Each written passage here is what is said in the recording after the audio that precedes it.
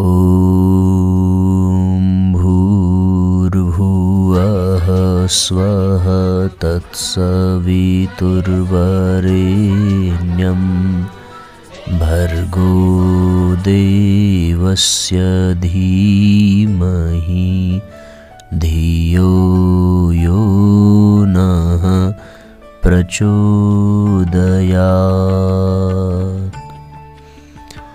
ॐ सद्गुरुचरणकमलेभ्यो नमः। परम पूज्य गुरुदेव परमवंदनीय माता जी के चरणों में शत शत नमन करते हुए आइए आज के ऑनलाइन दैनिक स्वाध्याय के 952वें एपिसोड का हम सभी शुभारंभ करते हैं। जीवन जीने की कला पुस्तक के अंतर्गत सारा जीवन ही साधना बने, इस अध्याय का हम सभी आज चिंतन करेंगे, मंथन करेंगे, गहराई से इन बिंदुओं को समझने का प्रयत्न करेंगे। अधिक से अधिक साथियों शेयर ज़रूर कर देंगे जिससे कि सर्वाधिक लोग इन विचारों से लाभान्वित हो सकें। ये हम सब की जिम्मेदारी है कि हम अपने गुरुदेव के दिव्य विचारों को उन तक पहुंचावें और उनके जीवन की जो समस्याएं हैं उनका समाधान कर सकें। आत्मविकास का पौधा सांसारिक विषय वासना की भूमि पर नहीं उगता, उसके लिए यत्नपूर्वक तैयारी की हुई प्रेमवारी से तर समतल भूमि चाहिए। और ये तभी होगा जब हम गुरुदेव के विचार उन सब तक पहुंचावेंगे, तभी उनका आत्मविकास हो सकेगा। वो सबके कल्याण में ही तो अपना कल्याण है, सबके विकास में ही अपना विकास है। आज का पहला बिंदु है साधना का परंपरागत अर्थ। अंतःकरण का विकास ही व्यक्तित्व का समग्र विकास है। इस सतत प्रक्रिया से मानव से महामानव, नर से नारायण बना जा सकता है। वस्तुतः जीवन को एक साधना मानकर चला जाए तभी यह सब संभव हो सकता है। रूढ़ अर्थ में साधना एक धार्मिक आध्यात्मिक प्रक्रिया है जिसकी धर्म संप्रदायों में अलग अलग मान्यताएं हैं। हिंदू धर्म में यम नियम आसन और प्राणायाम को बहिरंग तथा प्रत्याहार धारणा ध्यान और समाधि को अंतरंग साधना सोपान के रूप में स्वीकार किया गया है। जैनागमों में अनशन अनोदारता आहार संबंधी नियम भिक्षाचर्या वृत्ति संकोच रस परित्याग काय क्लेश और निर्विकारिता को बहिरंग साधना की तथा प्रायश्चित विनय सेवा परिचर्या स्वाध्याय ध्यान एवं कायोत्सर्ग को अंतरंग साधना अर्थात तप की संज्ञा दी गई है। बौद्ध धर्म में स्वपीड़न और परपीड़न विरहित तप को श्रेष्ठ माना गया है, परंतु साधना या तप कोई जड़ प्रक्रिया नहीं है जिसको नियमोपनियम के शिकंजों में कस दिया जाए। वह एक गत्यात्मक प्रक्रिया है जिसका अनुगमन बदलती हुई जीवन परिस्थिति के साथ व्यवहारिक धरातल पर होना आवश्यक है। गत्यात्मक प्रक्रिया का तात्पर्य साथियों है कि वो सदैव गतिशील है, वह एक पल के लिए भी छूटना नहीं चाहिए। गुरुदेव कहते थे कि उपासना भले 15 मिनट की, पर साधना तो 24 घंटे की होती है। हमारी साधना हमारे आहार विहार में, हमारे नियम संयम में, हमारे आचार विचार में, व्यवहार में, सब में दिखनी चाहिए। हम कैसे उठ रहे हैं, कैसे बैठ रहे हैं, हमारे बोलने में, चलने में, प्रत्येक क्रियाकलाप में हमारी साधना दिखनी चाहिए कि ये क्रियाकलाप किसी साधक के द्वारा संपन्न हो रहे हैं। साधारण मनुष्यों द्वारा वही कृत्य विचित्र लगेंगे, पर जब वो साधक करेंगे, साधना के उसमें संपुट लग जाएंगे, तो फिर उसका प्रतिफल ही बदल जाता है, उसका प्रारब्ध ही बदल जाता है। साधना केवल धार्मिक कर्मकांड सापेक्ष क्रिया मात्र नहीं है। उसको यह रूप देकर धर्माचार्यों ने मानव मात्र को एक संकुचित दायरे में बंद कर दिया है। गृह त्यागी, विरक्त और सन्यासी महाप्राण मनीषियों के आचार आदर्श का मान बिंदु ही स्थापित कर सकते हैं, परंतु लोक धर्म का रूप नहीं ले सकते। आज धर्म के नाम पर नई पीढ़ी नाक भौं सिकोड़ती है, उसका दोष किस पर है? जो धर्म या साधना पथ लौकिक जीवन के बदले बदलते आश्रमों के साथ अपने को गत्यात्मक नहीं बनाए रख सकता, उसका स्थान शास्त्रों में सुरक्षित रहने योग्य नहीं है, पर जनपथ पर उसका रथ अग्रसर नहीं हो सकता। सही बात है, आज के समय में, आज के परिवेश में अगर हम वर्तमान समय के साथ तालमेल बिठा करके न चलें, केवल रूढ़वादिता को लेकर के चलें, तो फिर मुश्किल तो होगी ही। जन समाज में अधिकांश संख्या तो गृहस्थों की है, और जो नामधारी साधु सन्यासी हैं उनमें से अधिकांश प्रच्छन्न गृहस्थ ही हैं। फिर यम नियम, आसन, प्राणायाम, ध्यान, धारणा, समाधि की कठोर प्रक्रिया में से गुजरने की अपेक्षा किससे की जा रही है? साधना वेश में नहीं है, साधना कर्मकांडों में भी नहीं है, साधना दिखाने के लिए नहीं की जाती, साधना परंपराओं को चलाने के लिए नहीं की जाती, साधना दुनिया को उपदेश बघारने के लिए भी नहीं की जाती। आज भारत में तथाकथित साधकों की भरमार है, फिर भी साधकों और उनके संपर्क में रहने वाले व्यक्ति से ऐसा वातावरण तैयार नहीं हुआ है जैसा कि एक साधना निष्ठ व्यक्ति के संपर्क से होना चाहिए। साधना का स्वरूप, साधना वो होती है जिससे वातावरण आनंद और प्रेममय बन जाता है। साधना जहां होती है वहां ईमानदारी और प्रामाणिकता मूर्तिमान हो जाती है। ऐसी साधना कर्मकांडों से नहीं, आंतरिक पवित्रता, विशुद्ध प्रेम भावना, स्वार्थ त्याग आदि सद्गुणों के पोषण और विकास से होगी। जिस दिन इस सहज प्रक्रिया से सहज जीवन विकसित होगा, उस दिन संसार का दूसरा ही रूप होगा। आवश्यकता है साधना के नाम पर पलने वाले भ्रमों में न उलझकर व्यक्ति की प्रत्येक प्रवृत्ति को साधना में बनाएं, फिर देखें उसका समाज और संसार पर कैसा सुखद परिणाम होता है। साधना का अर्थ है असंतुलित को संतुलित बनाना, अनगढ़ को सुगढ़ बनाना। डगमगाते, लड़खड़ाते, सुविधा के लोभ में सुपथ को छोड़ने को उद्यत जीवन को संभालने के लिए प्रखर पुरुषार्थ करना ही साधना है। आज किए जाने वाले तथाकथित सभ्यता की होड़ में लगे जीवन को संस्कारवान बनाना साधना है। नश्वर सुख की लालसा में दिग्भ्रमित मानवीय श्रम को परमार्थ परायणता से निःसृत आनंद निर्झर की शीतल अनुभूति प्राप्ति की ओर मोड़ देना साधना है। आज अपेक्षा है उस साधना की जिसका वर्णन संत कबीरदास के एक पद में किया गया, साधो सहज समाधि भली।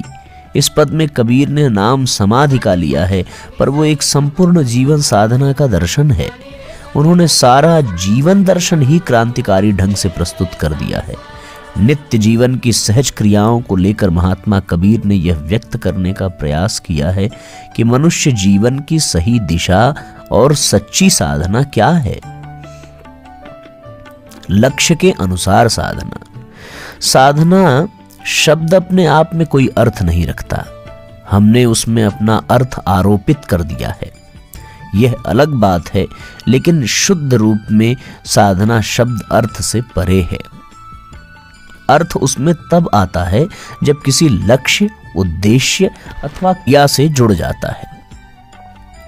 एक आध्यात्मिक संत की क्रिया भी साधना है, और विज्ञान के क्षेत्र में अंतरिक्ष यात्री की क्रियाएं भी साधना है। एक मां अपने बेटों के लिए, परिवार के लिए रसोई बनाती है, यह भी साधना है। गृहिणी की इस साधना का मूल्य यूं तो पता नहीं चलता, लेकिन जब कभी अनसधे हाथों को चौके चूल्हे की शरण में जाना पड़ता है, तब पता चलता है कि ये कितनी बड़ी साधना है। सब प्रकार की कलाओं की सिद्धि के लिए साधना करनी पड़ती है, अर्थात एकाग्रता पूर्वक अभ्यास करना पड़ता है। परस्पर व्यवहार को सभ्य समाज के अनुकूल बनाने के लिए बचपन से ही संस्कारों द्वारा साधना करनी पड़ती है।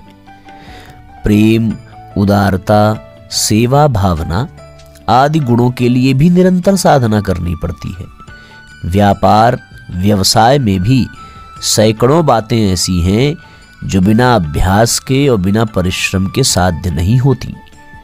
इसमें भी साधना की आवश्यकता होती है। उल्लेखनीय है कि साधना का कोई एक प्रकार या एक नियम नहीं है और वह प्रत्येक व्यक्ति के लिए अलग अलग भी हो सकता है। गांधी जी ने कहा था कि मेरा जीवन ही सत्य की साधना में बीत रहा है। वे जीवन भर सत्य के प्रयोग करते रहे। उनकी हर प्रकृति के पीछे सत्य का आग्रह रहा करता था। महात्मा कबीर ने अपने पद में यही बात कही। उन्होंने जब देखा कि लोग अमुक अमुक क्रियाओं या परंपराओं को ही धर्म कार्य और साधना मानते हैं और उतना सा करके समझते हैं कि वे साधक बन गए हैं, तो उन्होंने मशाल हाथ में लेकर साधना मार्ग को प्रकाशित किया। लोगों की आंखें खोलने का प्रयास किया कि हमारी वे सारी क्रियाएं, धर्म क्रियाएं, साधनाएं जो हम सवेरे उठने से लेकर रात को सोने तक और निद्रा में भी करते हैं, सब साधना है। साधना को सिद्धि का रूप तभी प्राप्त होता है जब वो सहज हो जाती है। कबीर कहते हैं, मेरा चलना ही प्रभु की परिक्रमा है, मेरा कुछ भी करना सेवा ही है, मेरा सोना ही दंडवत है। जो कुछ बोलता हूं वही जप है, जो सुनता हूं वही प्रभु का सुंदर रूप है।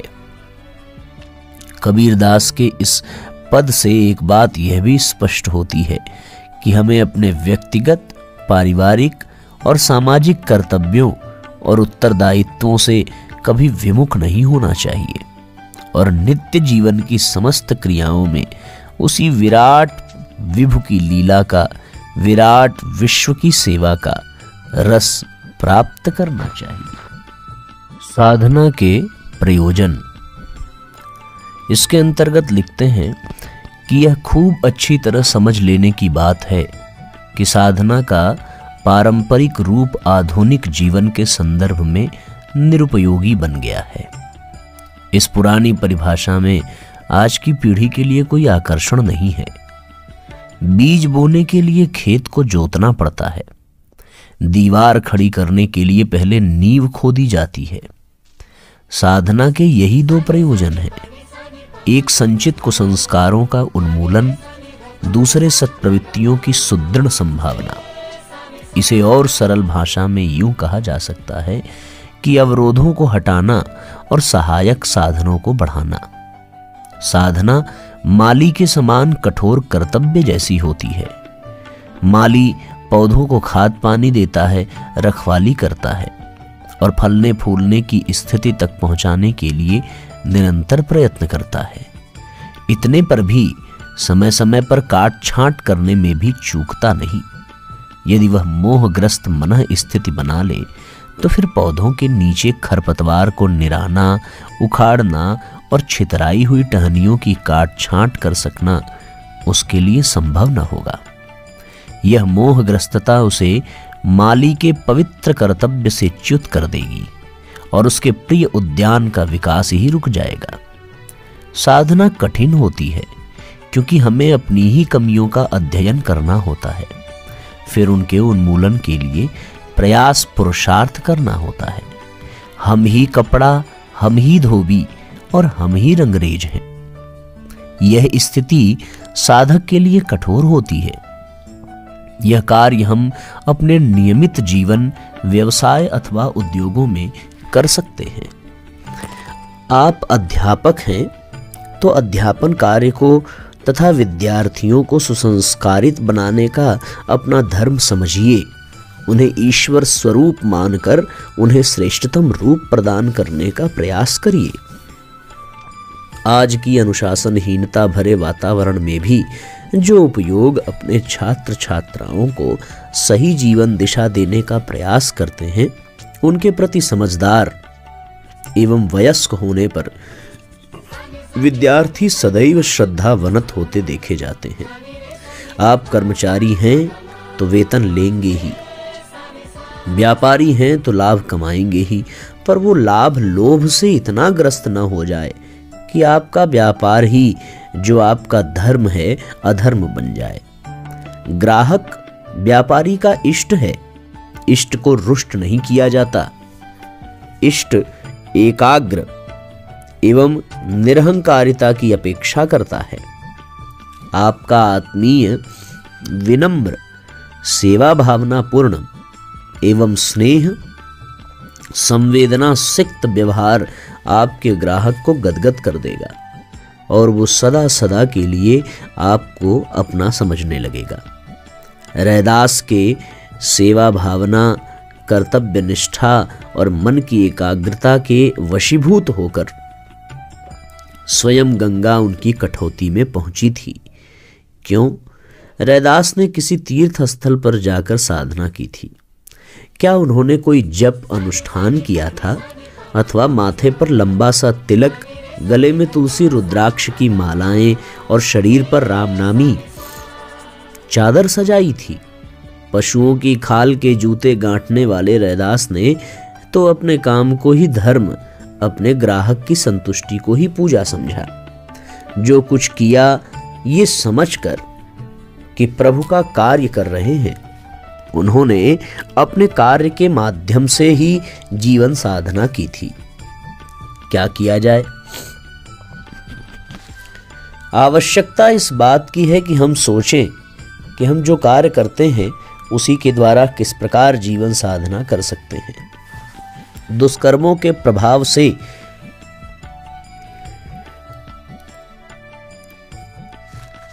दुष्कर्मों के प्रभाव तो केवल सत्कर्मों से ही कटेंगे। कृपया उन पाखंडियों की बातों में ना आइए जो पूजा पत्री, गंगा स्नान अथवा सरल कर्मकांडों की लकीर पीट देने से आपके पापों की निवृत्ति का आश्वासन देते हैं। उनके बहकावे में मत आइए। जितना भारी पाप हो उतना ही वजनदार पुण्य होगा, तभी संतुलन बनेगा। अतः हम जिस पद पर अथवा जिस व्यवसाय में हैं उसी में रहकर अपने स्नेह, सद्भाव से पवित्रतापूर्ण वातावरण उत्पन्न करें। यह एक ऐसा वातावरण होगा जिससे आकृष्ट होकर न केवल व्यक्ति आपके पास आने के लिए उत्सुक होंगे, वरन आपको आत्मोत्थान का अवसर भी मिल सकेगा। इस प्रकार लौकिक एवं आध्यात्मिक दोनों ही लाभ एक साथ हस्तगत हो सकेंगे। तो भैया ये अध्याय मजेदार है, आनंद आ गया। आप समझ गए होंगे कि साधना किसे कहते हैं, साधना का तात्पर्य क्या है। आप समझ गए होंगे कि साधना का मकसद क्या है, उद्देश्य क्या है। और आप ये भी समझ गए होंगे कि अपने जीवन के प्रत्येक क्षेत्र में, प्रत्येक क्रियाकलाप में साधना कैसे होती है। बस यदि एक शब्दों में कहा जाए पूरे इस अध्याय का निचोड़ कि मनुष्य को साधक बनना चाहिए, और साधक बनने के लिए वो केवल और केवल मानवीय गरिमा का अनुसरण करे। मनुष्य परमात्मा का पुत्र है, ईश्वर का पुत्र होने के नाते उसे सदैव ईश्वर जैसा ही गुण धारण करना चाहिए। और ईश्वरीय गुण जो है, मानवीय गुण जो है, कौन से हैं? जितने भी श्रेष्ठ सद्गुण हैं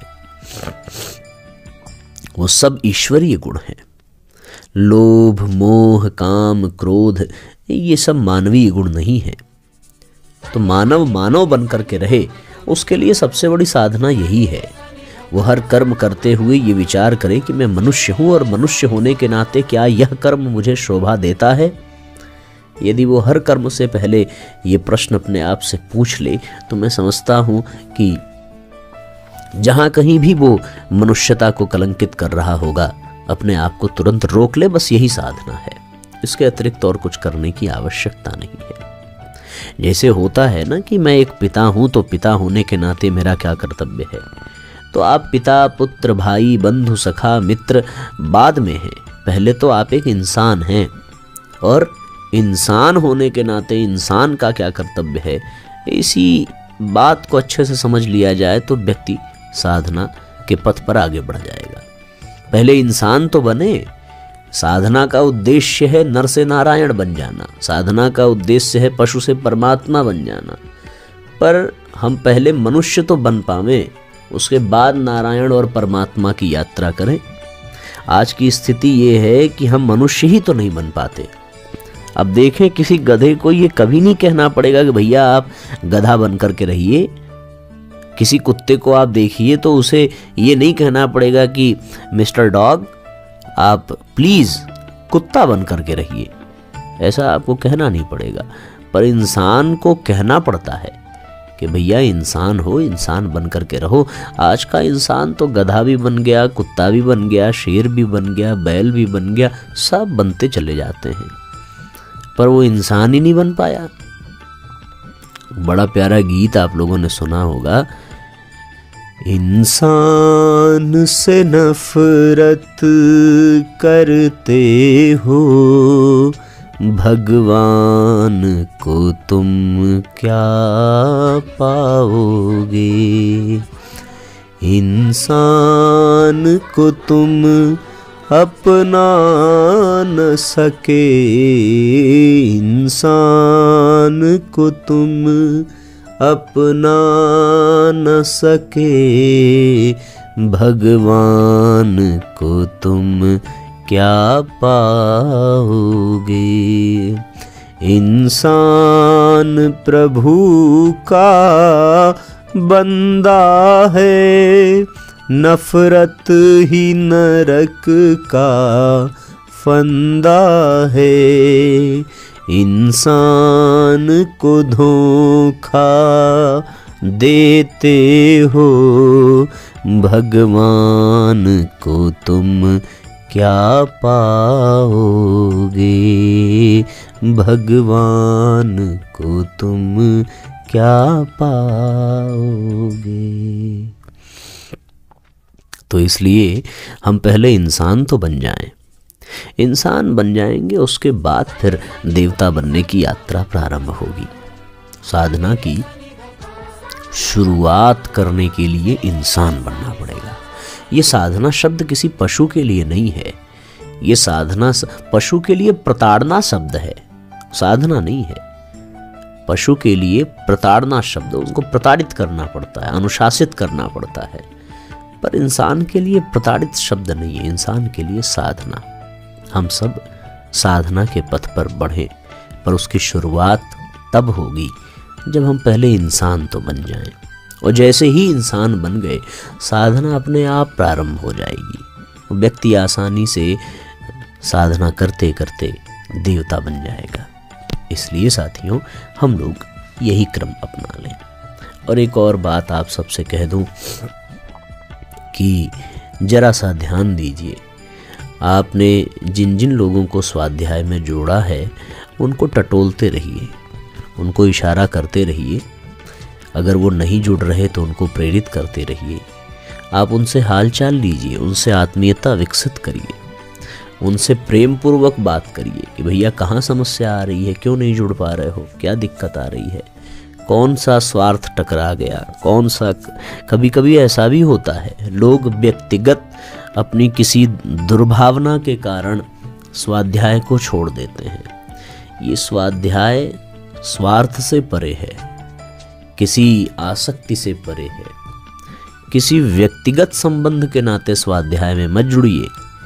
आपकी उनसे बनती थी तो आप स्वाध्याय करने लगे उनके कहने पर, अब उनसे नहीं बन रही तो अब चूंकि उन्होंने कहा था इसलिए स्वाध्याय छोड़ दिया। ये बड़ी हास्यास्पद बात है। किसी व्यक्ति के प्रभाव से स्वाध्याय या साधना नहीं होती, ये तो अपने कल्याण की बात है। किसी से बैर हो जाए, झगड़ा हो जाए, तब तो और स्वाध्याय करना चाहिए कि कहीं उसका स्वाध्याय हमसे ज़्यादा ना हो जाए। चलो प्रतिस्पर्धा ही कर लो, पर प्रतिस्पर्धा में भी आदमी कब तक करेगा? एक दिन थक हार करके बैठ जाएगा, छोड़ देगा। प्रतिस्पर्धा का विषय नहीं है स्वाध्याय। स्वाध्याय तो परिष्कार का विषय है। हमें प्रतिस्पर्धा के लिए नहीं करना है, हमें अपना परिष्कार करने के लिए करना है।